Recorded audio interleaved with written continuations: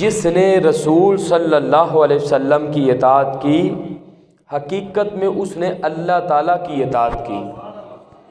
ایک اور مقام پہ فرمایا یا ایھا الذین آمنوا اطیعوا اللہ واطیعوا الرسول، فرمایا کہ اے ایمان والو اللہ تعالیٰ کی اطاعت بھی کرو اور رسول اللہ صلی اللہ علیہ وسلم کی اطاعت بھی کرو۔ بہت سے جو مستشرقین ہیں وہ حدیثوں پر اعتراضات کرتے ہیں، حدیثوں کو نہیں مانتے، وہ کہتے ہیں کہ بس قرآن کافی ہے ہمارے لیے، حدیثیں تو بعد میں بنائی گئی ہیں، تو کہتے ہیں جی گھڑ لی گئی ہیں تو اپنی طرف سے چیزوں کو شامل کر دیا گیا۔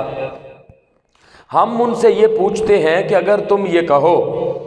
کہ صرف ہمارے لیے قرآن ہی کافی ہے، قرآن تو کافی ہے لیکن صرف قرآن مجید کافی نہیں ہے، قرآن مجید کے ساتھ حدیث پاک بھی ضروری ہے۔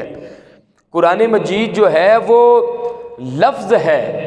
اور اس کی جو تشریح ہے وہ حدیث پاک نے بیان فرمائی ہے۔ اس کی سب سے بڑی مثال ہے، آپ دیکھیں کہ قرآن مجید نے فرمایا وَأَقِیمُوا الصَّلَاةَ وَآتُوا الزَّکَاةَ وَارْکَعُوا مَعَ الرَّاکعِینَ، اور نماز قائم کرو اور زکوٰۃ ادا کرو اور رکوع کرو رکوع کرنے والوں کے ساتھ۔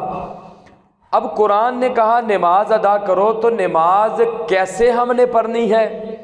رکوع کیسے کرنا ہے، سجدہ کیسے کرنا ہے، اتحیات پر کیسے بیٹھنا ہے، اتحیات میں کیا پڑھنا ہے،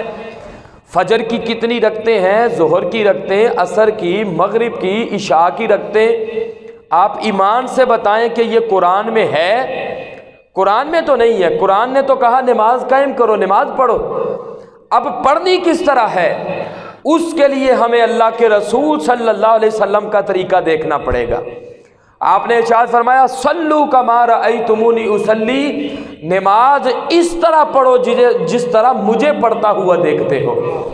تو پتہ چلا حدیث پاک پر عمل کیے بغیر تو جو اسلام کا اہم رکن ہے نماز، ہم اس پہ عمل نہیں کر سکتے۔ سجدہ صاحب کہاں پر کرنا ہے، اگر بھول جاتے ہیں تو پھر کیا حکم ہے، سورۃ فاتحہ پڑھنی ہے قیام میں، ساتھ جو سورت ملائی جاتی ہے وہ کم از کم کتنی ہو تو پھر فرض کی ادائیگی ہوگی۔ یہ جتنے مسائل ہیں یہ ہمیں قرآن نے نہیں بتائے، یہ ہمیں مصطفیٰ کے فرمان نے بتائے ہیں۔ اسی طرح نماز ہے، آپ روزے کو دیکھ لیں، کن صورتوں میں کفارہ ادا کرنا ہے، کن صورتوں میں روزوں کی قضا ہے، سحری کا وقت کیا ہے، افطاری کا وقت کیا ہے، یہ ساری جو تفصیل ہے یہ قرآن میں نہیں ہے، یہ اللہ کے محبوب صلی اللہ علیہ وسلم نے بیان فرمائی ہے۔ زکوٰۃ کو آپ دیکھ لیں، زکوٰۃ کا نصاب یہی ہے نا کہ کسی شخص کے پاس 7.5 تولے سونا ہو یا 52.5 تولے چاندی ہو یا 52.5 تولے چاندی کے برابر اس کے پاس پیسے ہوں،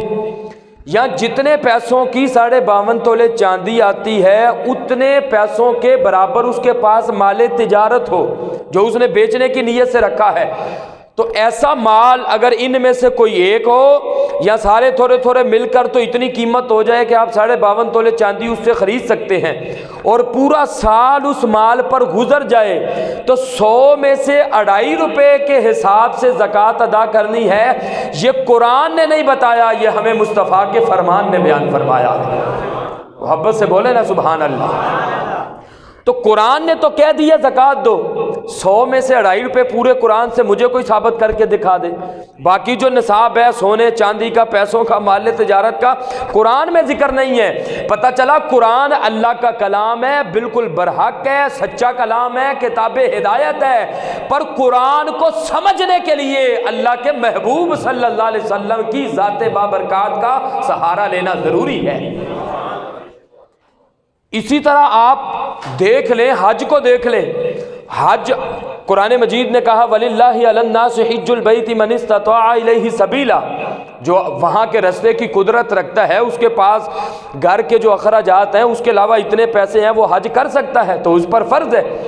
اب کیسے طواف کرنا ہے، صفا مروہ کی سعی کیسے کرنی ہے، میدان عرفات میں جا کر رکنا ہے، مزدلفہ میں جانا ہے، یہ جتنے بھی ارکان ہیں یہ قرآن نے نہیں بیان فرمائے، یہ مدینے کے تاجدار کے فرمان نے بیان فرمائے۔ تو آپ کو یہ بنیادی بات سمجھ آ گئی